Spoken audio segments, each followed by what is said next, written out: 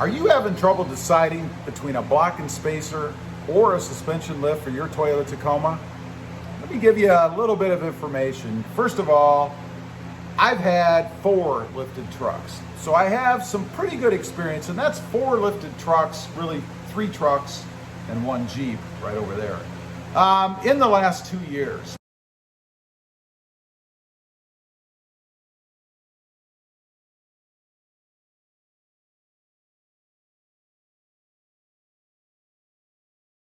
So I have quite a bit of experience and exposure, I guess, to lifts, wheels, and tires and how they're doing. So if you're having trouble deciding between a block and spacer and a suspension lift, I'm going to give you some information to maybe make that decision a little bit easier, because there are tons of opinions out there about it, right? I mean, and everybody has their own idea, but what's right for you? Well, first of all, what's the difference between a block and spacer lift and a suspension lift? Well, simply, a block and spacer lift is just that. You have 2 blocks in the back, whatever height you're trying to achieve. In my case, it's 2 inches, and 2 spacers in the front. In my case, 3 inches. It's a 3-2 ready lift, a block and spacer lift. Now, a suspension lift can be a myriad of things. You know, it can be struts or shocks or springs or coils or leaf springs or those shocks you see with the fluid reservoirs. I mean, there are a number of things that you can do. It all depends on what you want, and more importantly, how much you want to spend, because the sky is the limit with the suspension lift. Now, talking about cost, right? The block and spacer lift, the parts themselves shouldn't cost you, at least for a ready lift, shouldn't cost you any more than somewhere in the $250 to $300 range, something like that. Throw in labor and you're talking about somewhere around $600, something like that. So it's not going to break the bank to do a block and spacer lift. Suspension lift, you name it. All depends on what you want to do. People spend thousands and thousands, 10,000, you name it, on a suspension lift. So what are you going to be doing with the truck? This is what really should at least sway you a little bit as to which way you want to go, right? I mean, if you're going to be driving the truck primarily on the road and you're doing it for looks because you really just like the looks of a lifted truck, then a block and spacer lift is perfect for you. And I would highly recommend that. Now, if you're going to be a heavy-duty off-roader and you plan on hitting the trails and rock climbing and driving through water with all kinds of rocks and mush and mud and divots and all that kind of stuff, then obviously you should go for a suspension lift. It's not that you couldn't do it with a block and spacer. You certainly could, but it's going to beat the heck out of you inside the truck, because it's not really set up, in my opinion, to absorb all of that brutality that you and your truck are going to experience during heavy-duty off-roading. Now, talking about that ride quality, right? You know, a block and spacer lift really shouldn't give you any different ride quality than what the OEM setup had. You really shouldn't experience a big difference, and we're going to get to what you will experience in a minute. A suspension lift is going to give you a firmer, more aggressive feel on the road, on the pavement. Now that's by design, right? I mean, if you're going to be able to absorb all those bumps and divots and all that stuff off-road, you're going to need a firmer suspension to deal with it. So it's going to have to be a tougher, tighter setup, and you're going to suffer on the road with that. You know, when you hit those little bumps, those little changes in pavement height, up and down curbs, or hopefully not curbs, but entrances and things that go into parking lots and whatever, you're going to feel that more because you're going to be sitting on a firmer suspension lift. So if that matters to you, it could be pretty important. Now, I mentioned before, when are you going to have a rougher ride in a block and spacer lift? And what that really has to deal with is the wheel and tire setup that you have. I experienced this firsthand. You know, on my 2018, it also had a 3.2 ready lift, and I went with a more aggressive wheel and tire setup. I had 20-inch wheels on there with 20-inch Nitto Ridge Grappler tires. And because I had 20-inch wheels, that reduced my tread wall.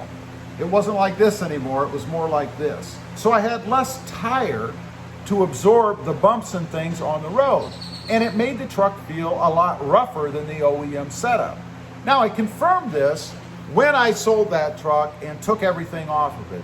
Before I actually had the lift taken off, I changed out the wheels and tires to something more stock.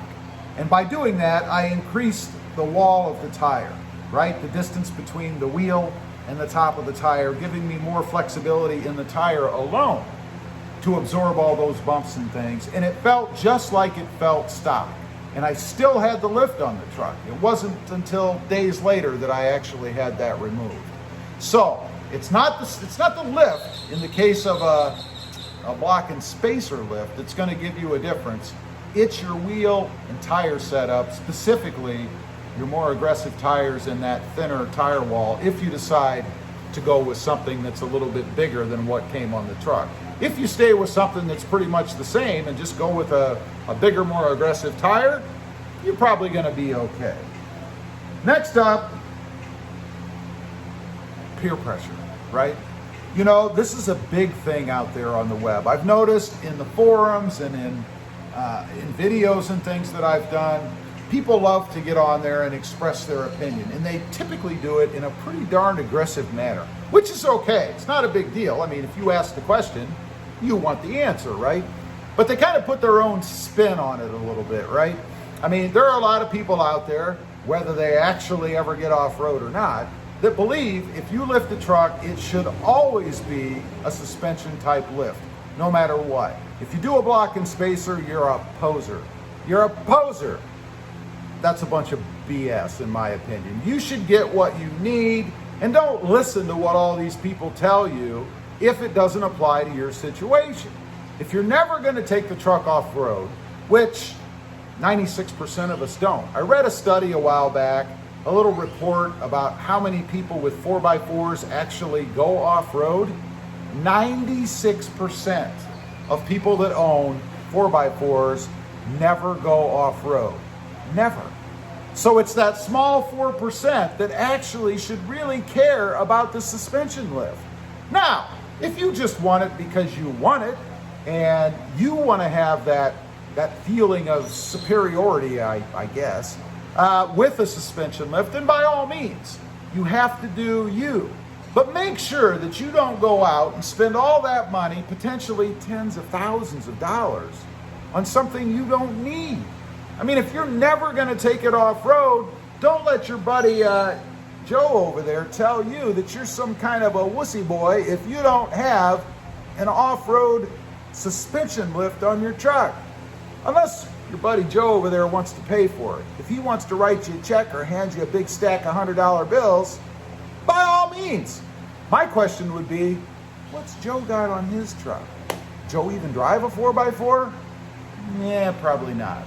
Anyway, I just kind of wanted to get on here, talk about that a little bit, because there is so much misinformation out there about what you really need. And again, it all comes down to what you're going to do with your truck, what you're hoping to get out of it. You know, I love the setup that I have right now. I would like to have a little bit smoother ride, and I'm actually looking into maybe doing something else with mine right now. It's not due to the block and spacer lift, it's due to the wheel and tire setup that I have, particularly the more aggressive tires, and some of the traits, I think, that are just inherent to the Tacoma. You know, there's a little bit of a bounce in the Tacoma, and I've actually recently had a lot of people tell me that they experienced that as well, and that their Tacoma has always been bouncy to some extent. And I have some of that in my truck, so I may look at kind of reducing that myself. Again, not because I've got to make a change because other people telling me I just should, but because I'm trying to achieve a goal, something that I want, right? I mean, after all, it's your money, it's my money. Do what you got to do. Do what's right for you.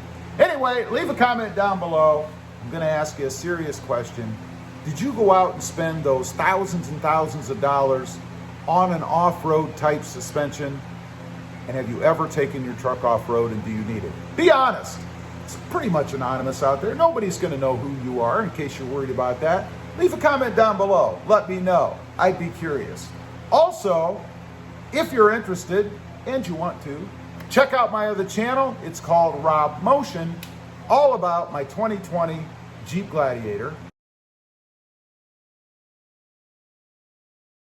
And don't forget to click that notification bell so that you don't miss out on any upcoming videos. Thanks for watching. I hope this helped. Stay safe out there. Bye.